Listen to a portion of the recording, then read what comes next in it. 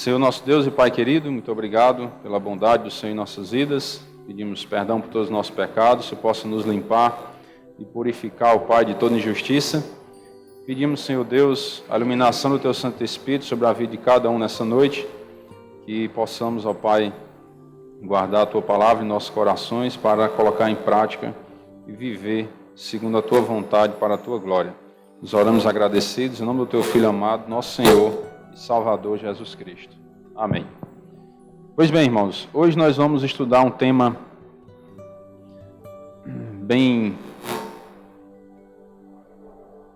didático, podemos dizer assim, bem prático, e sobre os títulos e os nomes de Jesus que nós encontramos na Bíblia, né? Nós aprendemos que Jesus é o nome realmente do nosso Salvador. Cristo, podemos dizer que um título dele, porque é o que ele é o Redentor, é o Salvador, é o enviado de Deus para salvar o ser humano, é o que significa a palavra Cristo, né? O enviado de Deus, o Redentor e o Salvador. Mas também tem outros nomes de Jesus na Bíblia, né? Como ele é também chamado. Alguns desses nomes, desses títulos, são bem desconhecidos por nós. Alguns já conhecidos e outros também desconhecidos, que nós vamos ver alguns nessa noite. Acredito eu que não dá tempo de ver todos, né? Porque são muitos títulos e muitos nomes. Mas vamos tentar observar aí o máximo que pudermos, dentro do nosso tempo, tá bom? Esse estudo ele é a título mais assim de conhecimento, para que os irmãos possam reconhecer. Às vezes quando você vai ler na Bíblia, você vai ver um desses nomes ou desses títulos e às vezes fica sem saber a quem se refere, né? E hoje você vai aprender alguns deles que se refere ao Senhor Jesus Cristo. O primeiro deles está em João, capítulo 11, versículo 25. Disse-lhe Jesus: eu sou a ressurreição e a vida. Quem crê em mim, ainda que morra, viverá. Então, ele também é reconhecido como a ressurreição e a vida. Se você quer ressuscitar um dia e viver eternamente do lado de Deus, você precisa de Jesus. Porque ele é isso, né? Ele é a ressurreição e a vida. E ele complementa no versículo dizendo que quem crê nele, ainda que morra fisicamente, viverá espiritualmente. É isso que quer dizer, ainda que morra, viverá. A morte física, ela é uma certeza para todos os seres humanos. A vida espiritual, que é a vida eterna com Deus, é uma certeza que não é ainda para todos. E nem será para todos. Por quê? Porque essa vida espiritual, ela é certeza para as pessoas que têm Jesus na sua vida. Porque Jesus é a ressurreição e é a vida. Se você entregou sua vida a Cristo, então você pode ter essa certeza de vida eterna, de vida espiritual. Essa certeza não vem por nossas próprias obras, né, por nossos próprios méritos. É pelo mérito de Cristo, é pela obra que Ele fez na cruz do Calvário, morrendo naquela cruz e ressuscitando ao terceiro dia. Então Ele é a ressurreição, Ele é a vida, Ele tem poder sobre a morte, Ele pode também nos dar a vitória sobre a morte. Segundo, está em 1 João, é o segundo título, 1 João capítulo 2, verso 1, que diz o seguinte: filhinhos meus, estas coisas vos escrevo para que não pequeis. Se todavia alguém pecar, temos advogado junto ao Pai, Jesus Cristo, o justo. Então Jesus Cristo ele também é reconhecido como um advogado. É aquele que vai nos defender diante do grande juiz, que é Deus.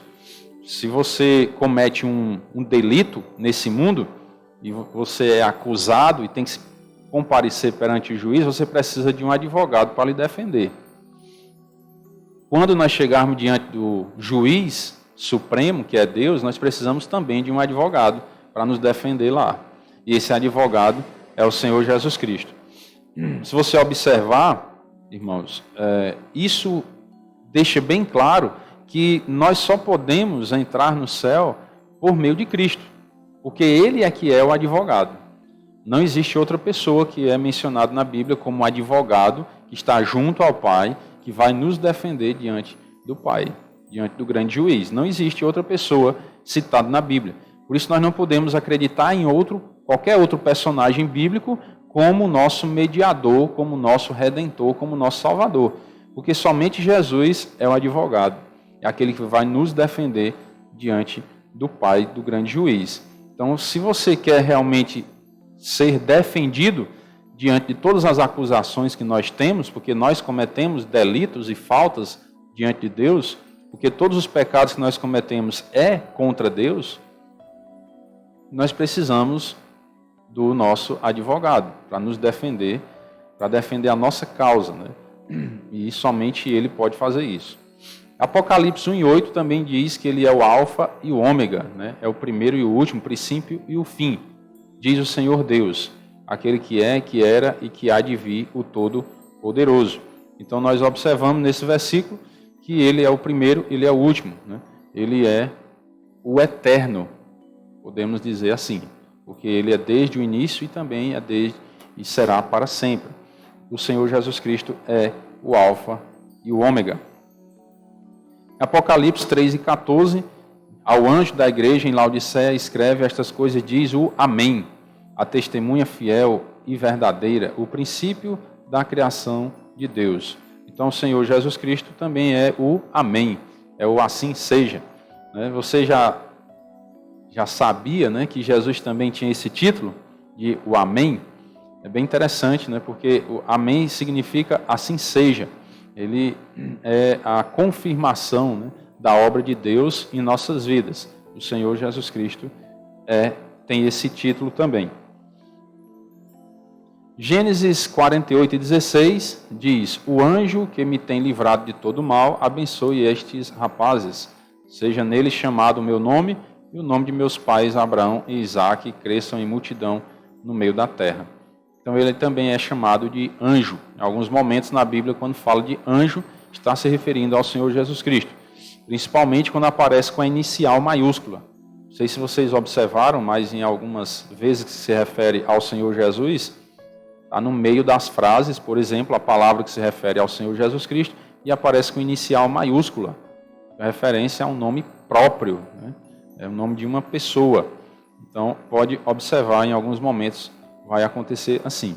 Malaquias 3:1 também, da mesma forma, eis que eu envio o meu mensageiro, que preparará o caminho diante de mim, de repente virá ao seu templo o Senhor, a quem vós buscais, o anjo da aliança, a quem vós desejais. Eis que ele vem, diz o Senhor dos Exércitos. Observe também que o anjo está no meio da frase, ó, com inicial maiúscula.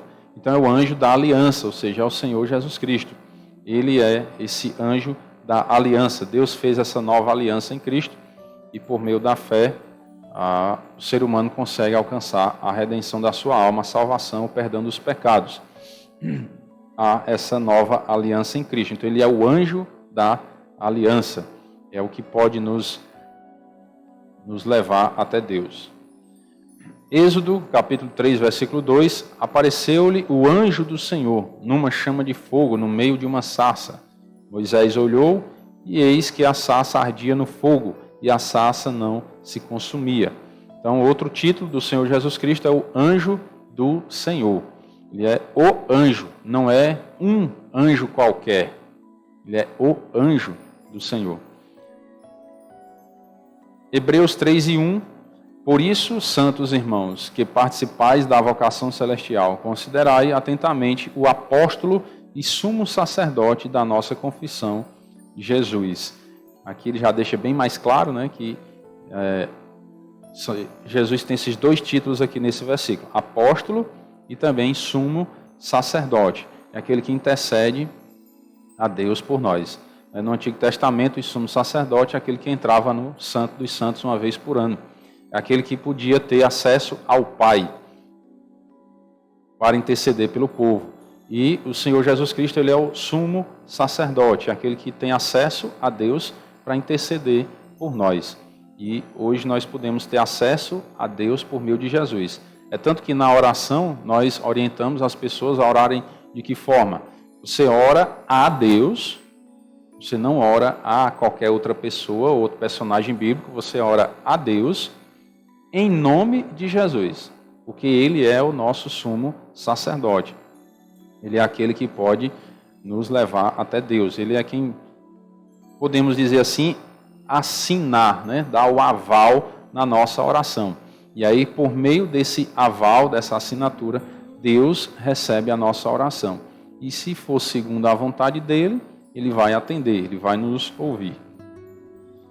Hebreus 2:10, porque convinha que aquele por cuja causa e por quem todas as coisas existem, conduzindo muitos filhos à glória, aperfeiçoasse por meio de sofrimentos o autor da salvação deles. É um outro título de Cristo, né?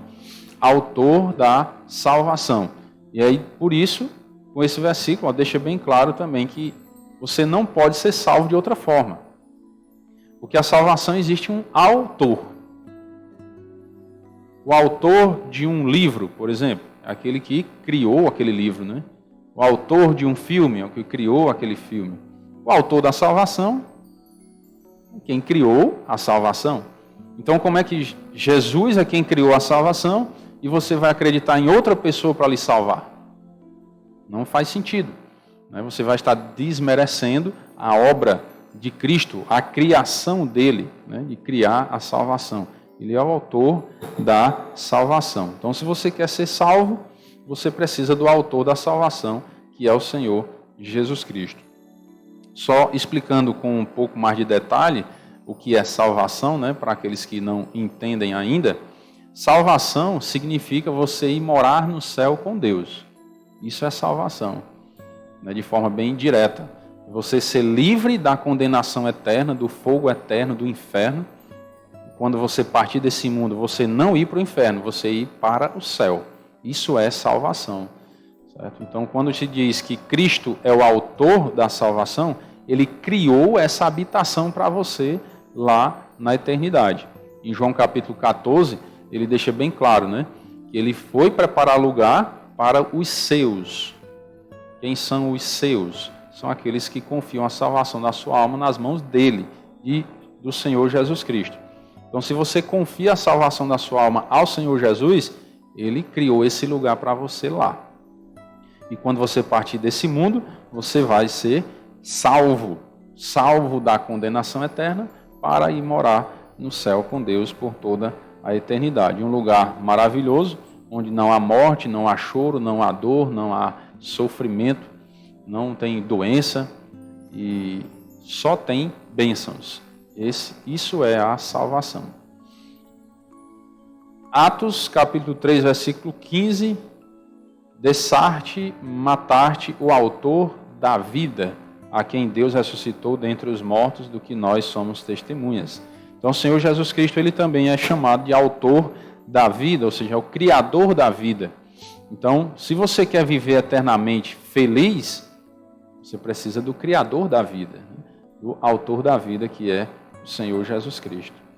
Hebreus 12 e verso 2, olhando firmemente para o autor e consumador da fé, Jesus, o qual em troca da alegria que lhe estava proposta, suportou a cruz, não fazendo caso da ignomínia, e está sentado à destra do trono de Deus. Então Jesus, ele também é o autor e o consumador da fé. É o criador da fé. Ou seja, quando você vai parar para observar o que nós estamos vendo sobre a autoria, Jesus, ele criou todo o processo de salvação, né? Ele é o autor da vida, ele é o autor da fé, é o autor da salvação. Então, ele criou todo esse processo de salvação. Se você quer salvação, você precisa de Jesus. Você não vai conseguir a salvação sem o autor da salvação. Até a própria fé, né? Tem um versículo que bastante conhecido, em Efésios, capítulo 2, verso 8, que diz o seguinte: porque pela graça sois salvos mediante a fé, e isto não vem de vós, é dom de Deus, não de obras para que ninguém se glorie. Então, há um entendimento desse versículo 8, que a fé não vem de nós. Quando ele diz, pela graça sois salvos, como é que você é salvo? Mediante a fé. E isto, ou seja, a fé não vem de nós. É um dom de Deus. É um presente de Deus para o ser humano, a fé. E quem é o autor da fé? Jesus Cristo. Então você precisa de fé para a salvação, você precisa de Jesus, porque Ele é o autor da fé. É um dom de Deus para o ser humano, é um presente que Deus dá ao ser humano por meio do autor da fé, que é o Senhor Jesus. João capítulo 10, verso 14, ele também diz, o próprio Senhor Jesus dizendo: eu sou o bom pastor, conheço as minhas ovelhas e elas me conhecem a mim. Então ele é o bom pastor, o supremo pastor, né? Aqui nesse mundo nós chamamos pessoas, né, de pastores, porque exercem um ministério de pregação na igreja, mas na verdade o bom pastor é Jesus. Não existe nenhum pastor humano perfeito, né? Todos os pastores desse mundo têm seus problemas, têm seus pecados, suas dificuldades. Não existe ninguém 100%. Não existe super crente, certo? Todos somos pecadores, todos precisamos da graça e da misericórdia de Deus e todos precisamos do bom pastor, que é o Senhor Jesus Cristo. E se você quer Ele como seu pastor, você precisa conhecê-lo. Porque Ele diz: eu sou o bom pastor, eu conheço as minhas ovelhas e elas me conhecem. Se você é ovelha de Cristo, você precisa buscar o conhecimento dEle. Ele está dizendo que as ovelhas dEle conhecem Ele. Você precisa cada dia buscar o conhecimento de Deus. E você busca o conhecimento de Deus lendo as Escrituras, participando de programações da igreja para ouvir mensagens da palavra de Deus, meditações, para que você possa conhecer cada dia mais o bom e supremo pastor. Isaías 51:9 diz: desperta, desperta, arma-te de força, braço do Senhor. Desperta como nos dias passados, como nas gerações antigas. Não és tu aquele que abateu o Egito e feriu o monstro marinho? Então Jesus também é conhecido como o braço do Senhor.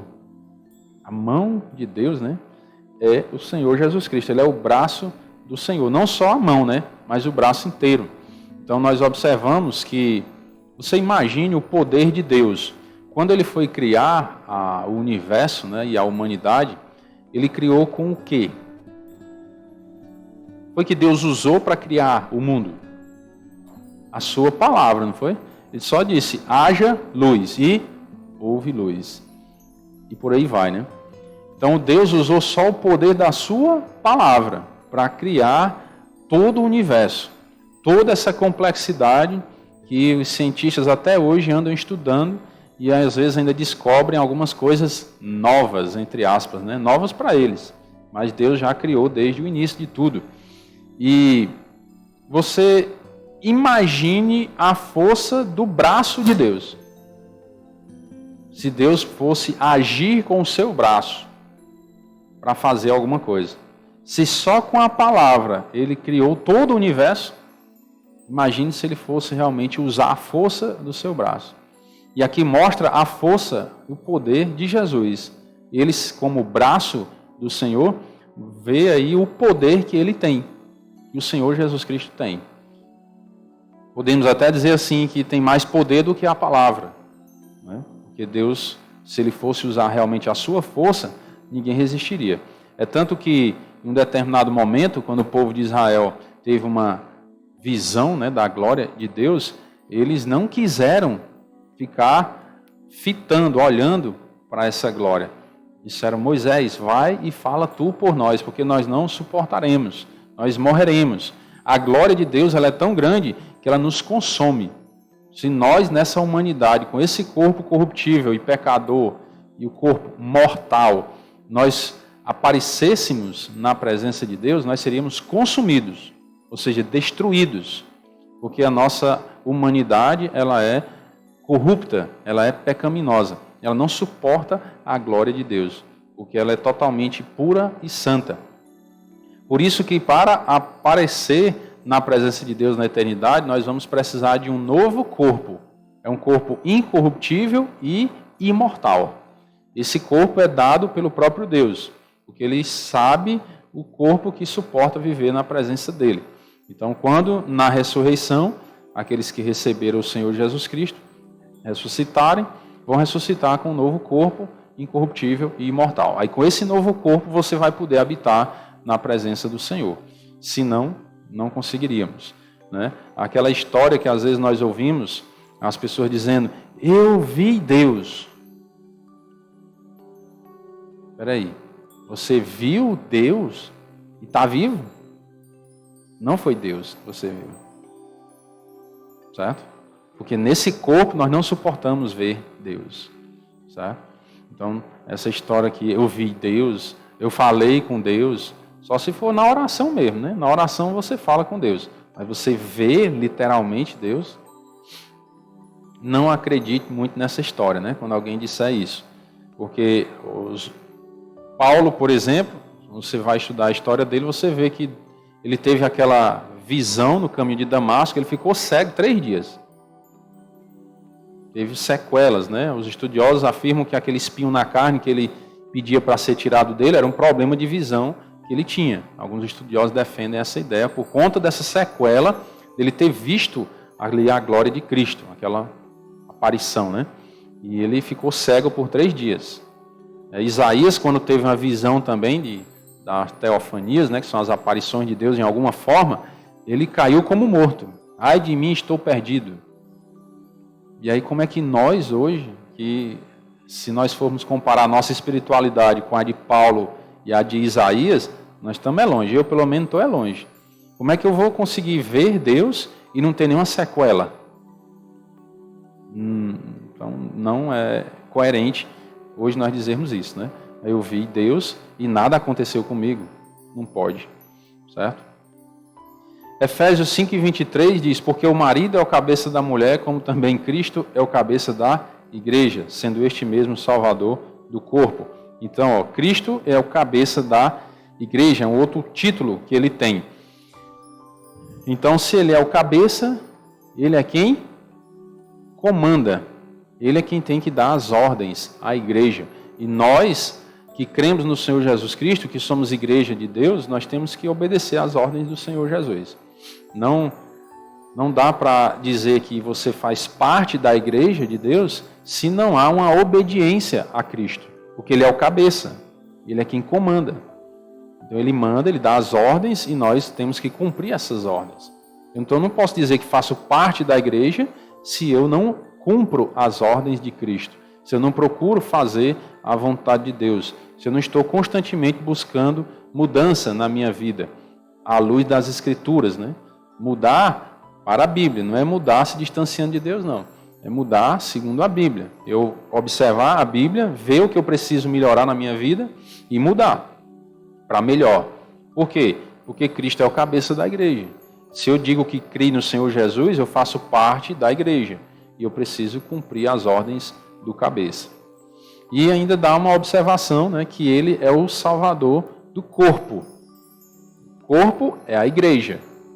Então quem é que salva a igreja? Jesus Cristo. Ele é o cabeça, ele é o salvador da igreja, o salvador do corpo, que é a igreja. João 14,6, Jesus diz que é o caminho, a verdade e a vida. Aí 3 títulos em um único versículo, né? Ele é caminho, é verdade e é vida. Se você se sente um pouco desorientado na sua vida, sem ter um rumo certo a seguir, você precisa de Jesus, porque Ele é o caminho. Ele vai te orientar. Ele é o caminho que conduz à eternidade. Ele é o caminho também no sentido de nos orientar nessa vida. Como é que eu devo viver aqui nesse mundo?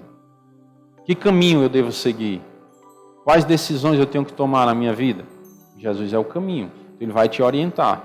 Busque a Ele, que Ele vai te mostrar o caminho. Ele é a verdade, né? E Ele é a vida. Somente Ele pode nos dar a salvação. Isaías 9,6 diz, porque um menino nos nasceu, um filho se nos deu. O governo está sobre os seus ombros, e o seu nome será Maravilhoso Conselheiro, Deus Forte, Pai da Eternidade e Príncipe da Paz.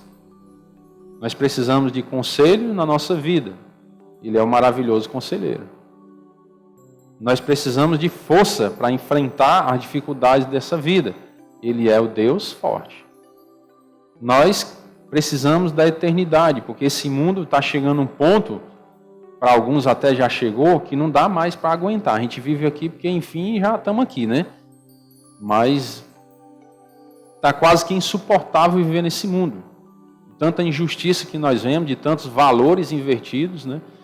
Daquele ditado antigo se cumprindo, que um dia a roda grande é correr por dentro da pequena. Isso está acontecendo hoje. São coisas sem lógica e sem sentido acontecendo. Então nós precisamos focar na eternidade.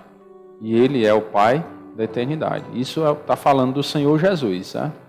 Não é de Deus Pai, não. É de Jesus. Ele é o Pai da eternidade. E nós precisamos de paz. Nós procuramos a paz nesse mundo. E não encontramos neste mundo. Nós não vamos conseguir viver em paz eternamente nesse mundo. E sim na eternidade, com Deus. E Jesus é o príncipe da paz. Então você observa que tudo de bom que nós buscamos nessa vida, nós encontramos em uma única pessoa. Em um único lugar. Que é uma pessoa, não é uma denominação, não é um prédio. É uma pessoa. Essa pessoa se chama Jesus Cristo. Né? Tudo que você procura de bom está nele. Ele tem para oferecer. Né? Ele é caminho, é verdade, é vida, é conselho, é força, é eternidade, é paz. E tudo de bom em Cristo. Qual o motivo que nós temos para não seguir a Cristo? Por qual razão nós não seguimos a Cristo? Por que nós rejeitamos a Cristo? Você não quer algo de bom na sua vida?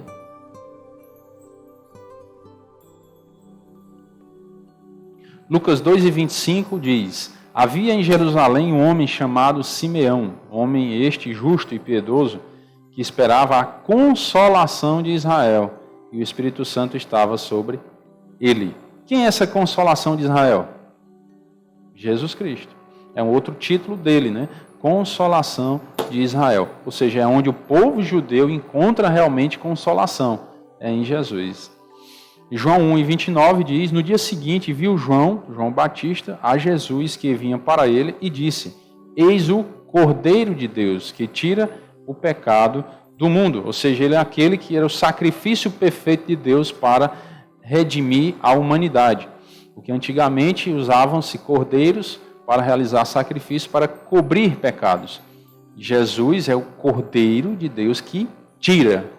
Ele não só cobre os pecados, como era uma figura do que acontecia lá no passado. Era uma figura do que aconteceria no futuro com Cristo. Era o que eles faziam no passado, né? Aqueles sacrifícios. Mas Cristo ele veio e, de uma vez por todas, ele pode agora tirar o pecado do mundo. Ele pode tirar o pecado da nossa vida. Por quê?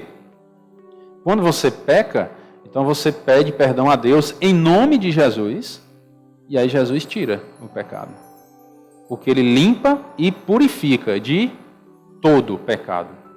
Não é só algum pecado, ou então, tem pecado que é grande demais, que Deus não pode perdoar. Pode, porque Jesus ele tira o pecado. E Deus é tão maravilhoso que quando ele perdoa, ele esquece. Já pensou? Nós perdoamos as pessoas, às vezes, né? Quando nós conseguimos liberar o perdão, aí não perdoei fulano. Mas nós não esquecemos da ofensa.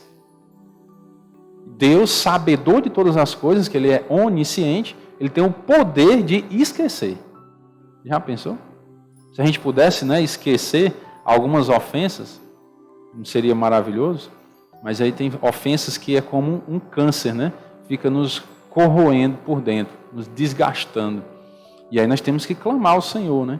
Para que essas ofensas não nos afetem, não nos firam, não viva nos ferindo realmente, às vezes prejudicando a nossa espiritualidade.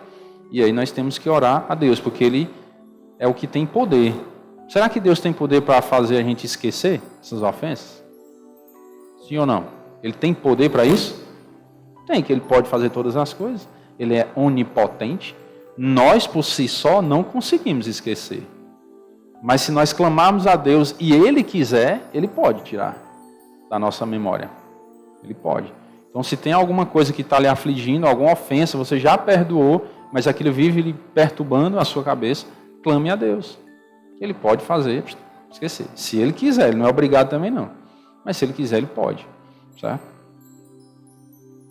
Apocalipse 5, verso 6 diz: Então vi no meio do trono e dos 4 seres viventes e entre os anciãos de pé um cordeiro, como tendo sido morto, né? Está falando de Jesus. Ele tinha 7 chifres, bem como 7 olhos, que são os 7 Espíritos de Deus enviados por toda a terra.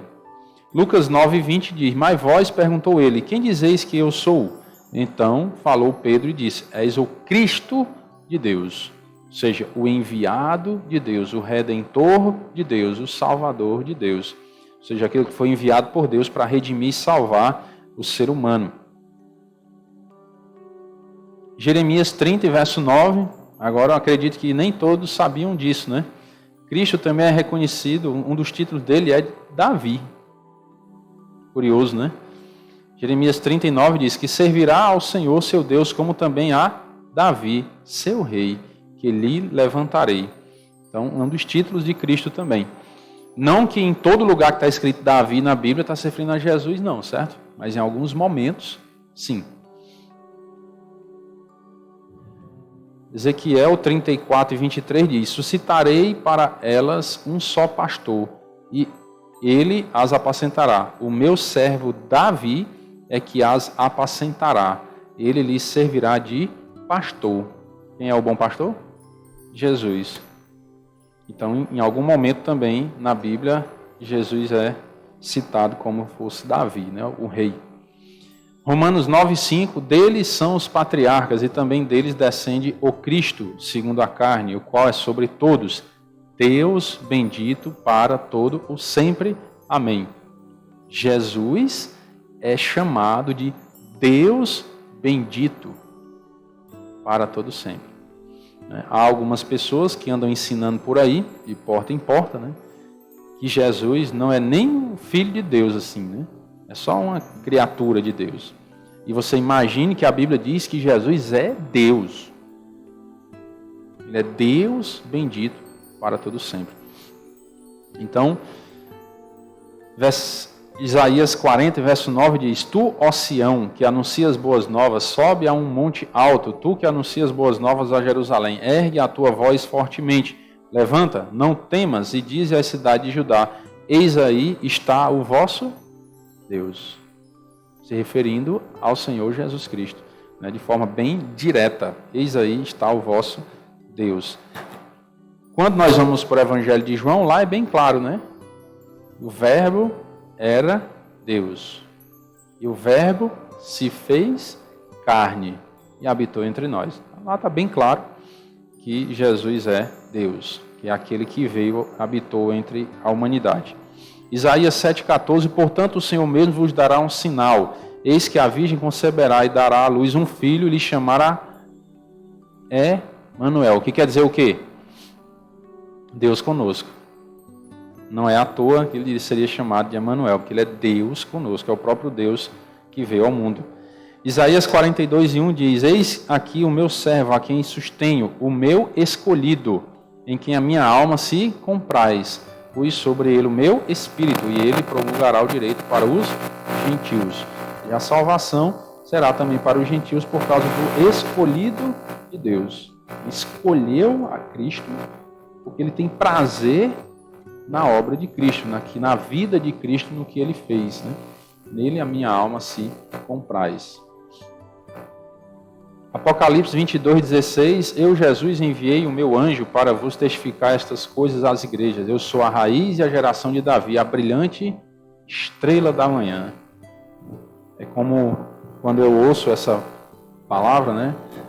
Esse título de Cristo, estrela da manhã, eu fico pensando assim, que um dia todos nós vamos dormir, que é a morte. Mas nós vamos acordar com a estrela da manhã. E aí nós vamos acordar de manhã na presença dessa estrela, né? Que é o Senhor Jesus. E aí será um despertar fantástico e maravilhoso, né? Depois da morte, nós vamos ter esse despertar, né? Na presença da estrela da manhã. Números 24:17 diz: Vê-lo-ei, mas não agora. Contemplá-lo-ei, mas não de perto. Uma estrela procederá de Jacó, de Israel, subirá um cetro que ferirá as têmporas de Moabe, destruirá todos os filhos de Sete. Aí mais uma vez falando que ele é estrela. João 8,58, respondeu-lhe Jesus, em verdade eu vos digo, antes que Abraão existisse, eu sou. Você vê que o texto todo em caixa alta, né, em letras maiúsculas. É uma referência a Deus. Jesus está dizendo que é o próprio Deus. Antes que Abraão existisse, eu sou. É tanto que no contexto lá, os religiosos lá da época ficaram assim sem entender. Mas que declaração é essa? Você não tem nem... Você é tão jovem e viu Abraão? Como assim? Antes que Abraão existisse, você já existia? Ficaram sem entender, né? Aí ele diz, eu sou o que sou, né? Ele é o próprio Deus. Ele declara isso com a sua própria boca. Então, se você crê em Jesus, você diz que acredita em Cristo, você tem que acreditar que Ele é Deus. Porque Ele mesmo diz que é. Hebreus 7,22, por isso mesmo Jesus se tem tornado fiador e superior à aliança. Para que serve um fiador? Para garantir que a conta vai ser paga, não é não? Eu vou fazer um empréstimo, traga um fiador. Ei, Caleb, vamos ser meu fiador, bora. Se eu não pagar a conta, quem vai pagar? É o fiador. Então, o fiador é quem está garantindo que a conta vai ser paga. Quem é o fiador? Jesus Cristo, né? Jesus se tem tornado fiador. Ele que garante a nova aliança. O que é a nova aliança? É você ser salvo pela fé. De forma bem resumida, né?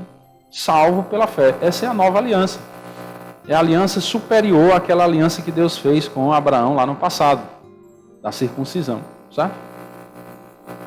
A superior aliança é a salvação pela fé. E quem é que garante? Cristo, porque Ele é o fiador dessa aliança. Apocalipse 1,5, e da parte de Jesus Cristo, aí vem, a fiel testemunha, o primogênito dos mortos, soberano dos reis da terra. Jesus Cristo é tudo isso, né? Aquele que nos ama e pelo seu sangue nos libertou dos nossos pecados. Se você quer ser libertado dos seus pecados, você precisa de Jesus, porque Ele é que te ama e quer te libertar dos teus pecados. Mateus 9,27, partindo de Jesus dali, seguiram-no 2 cegos, clamando, tem compaixão de nós, filho de Davi. Um outro título também de Cristo, né? Filho de Davi.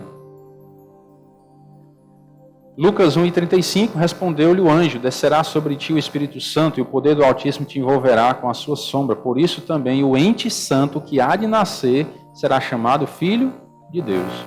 E aí há pessoas que dizem que não, Jesus não é filho de Deus, ele é uma criatura de Deus. Alguns chegam a dizer que Jesus é irmão de Satanás, né? Não sei onde é que vira essa declaração na Bíblia, que até hoje eu não vi ainda, né? Mas tudo bem, cada um diz o que quer e quem tem ouvido e juízo acredita se quiser. O que a Bíblia diz literalmente que Jesus é filho de Deus. O que quer dizer ser filho de Deus? Tenho que explicar? Tem outra forma de entender isso? Eu não consigo ver uma outra forma. Filho de Deus quer dizer filho de Deus. Acabou. Não tem um outro entendimento. Não, porque é alegórica, não sei o que, irmãos. Quando nós estudamos no seminário, nós aprendemos formas de interpretar a Bíblia. Primeiro você interpreta a Bíblia de forma literal. Que está escrito. O que é que tem de alegoria dizer que um ser é filho de Deus? Tem outra forma de eu interpretar não ser literal? Não tem. É literal, é filho de Deus, é filho de Deus. Acabou. Certo? E aí qual a outra forma de interpretar a Bíblia? De forma alegórica. Quando? Quando você lê um texto e ele parece se contradizer com outro texto. Aí não pode. Se eu leio aqui de forma literal, ou se eu interpretar de forma literal vai se contradizer com outro texto, aí eu já tenho que rever essa minha interpretação. Porque a Bíblia não se contradiz em ponto algum. Quer um exemplo? Paulo, no seu ministério, ele diz que a salvação é pela fé, é pela graça, não é? Aí Tiago diz que a fé sem obras é morta. Não parece se contradizer, né? Peraí, Paulo está dizendo que a salvação é pela fé.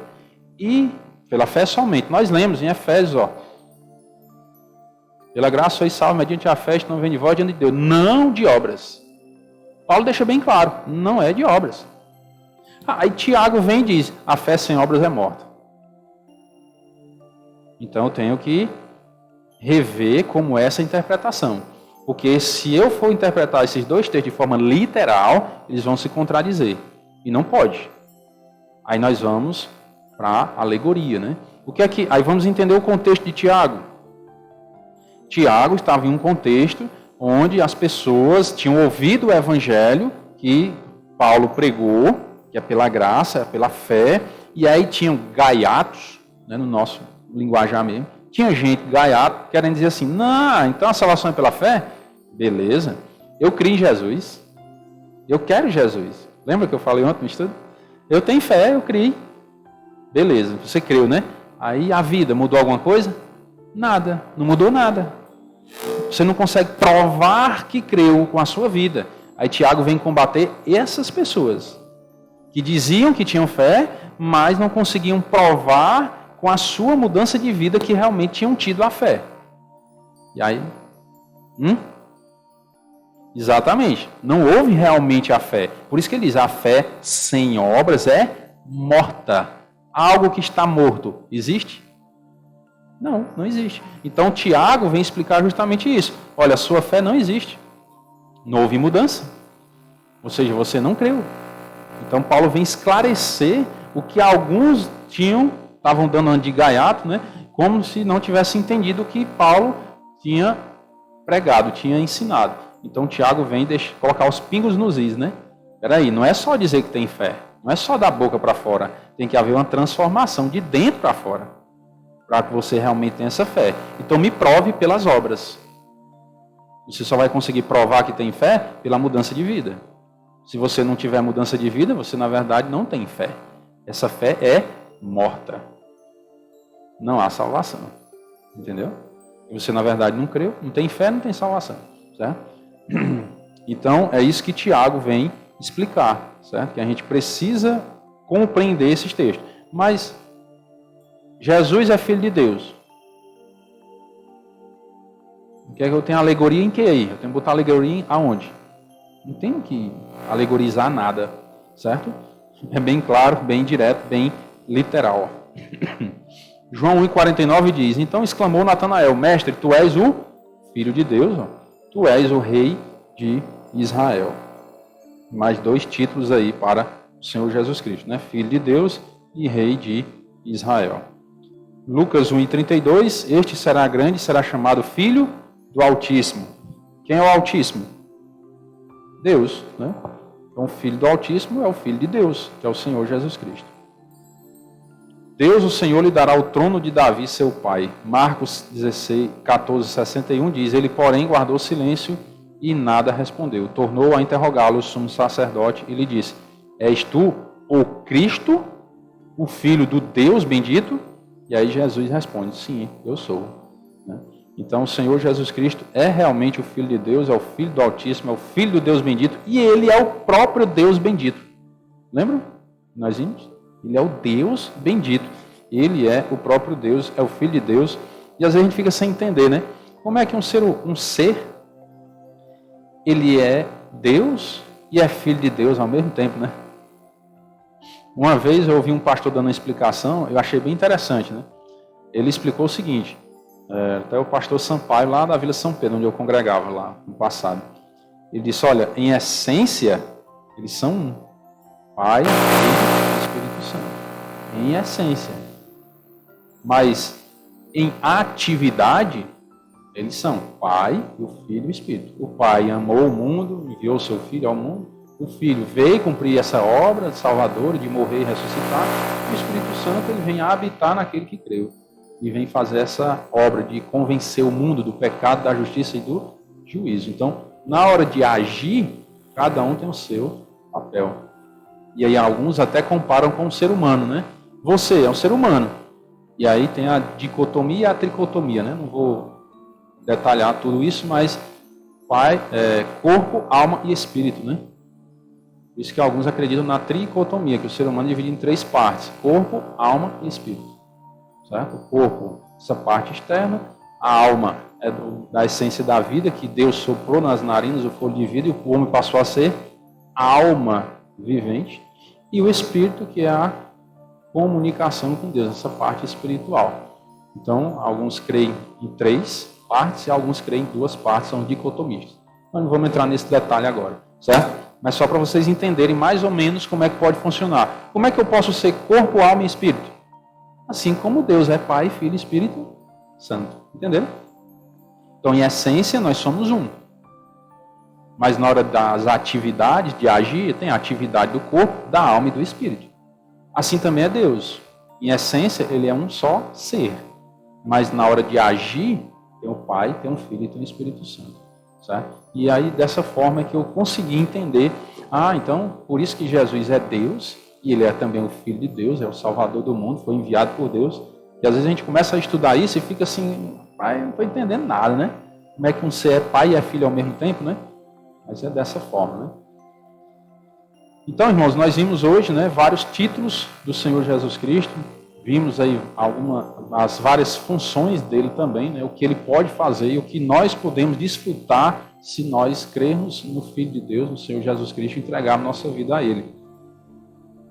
Que Deus possa nos dar vigor, força a cada dia, né, inteligência, sabedoria para aprender na palavra de Deus e cumprir seus mandamentos, e aqueles que não creram ainda possam ser despertados, né, a observar esses detalhes, observar as Escrituras, o que Deus fala sobre o seu Filho, o que Ele tem prometido para você, e a salvação da sua alma por meio da fé.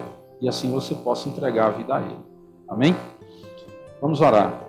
Senhor nosso Deus e Pai amado, muito obrigado pela Tua misericórdia, Senhor, em nossas vidas, a Tua graça, a Tua bondade. Pedimos, Senhor Deus, perdão por todos os nossos pecados. Te agradecemos, ó Pai, pelo privilégio de podermos estudar a Tua Palavra, podermos aprender do Senhor e assim, ó Pai, cada dia mais nos aproximar de Ti. Pedimos que o possa nos dar força e vigor, Pai, cada dia, intrepidez para aprender na Tua Palavra, para pregar a Tua Palavra e assim fazer a Tua vontade para a Tua glória. Nós oramos agradecidos em nome do Teu Filho amado, nosso Senhor e Salvador Jesus Cristo. Amém. Uma boa noite a todos, irmãos. Que Deus abençoe. Vamos apresentar alguma coisa?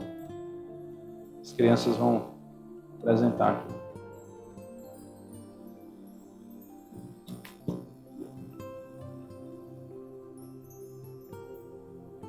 Boa noite. Boa noite. Em Êxodo 20, capítulo 20, versículo 13, que é o 6º mandamento, diz que nós não devemos matarás. Não matar. É tão bom estar vivo para trabalhar e brincar, para comer e dormir, para rir e chorar, para amar e ser amado. Querido Deus, o Senhor dá a vida e cuida de nós. Eu também quero cuidar das pessoas e nunca mesmo ofender ou machucá-las.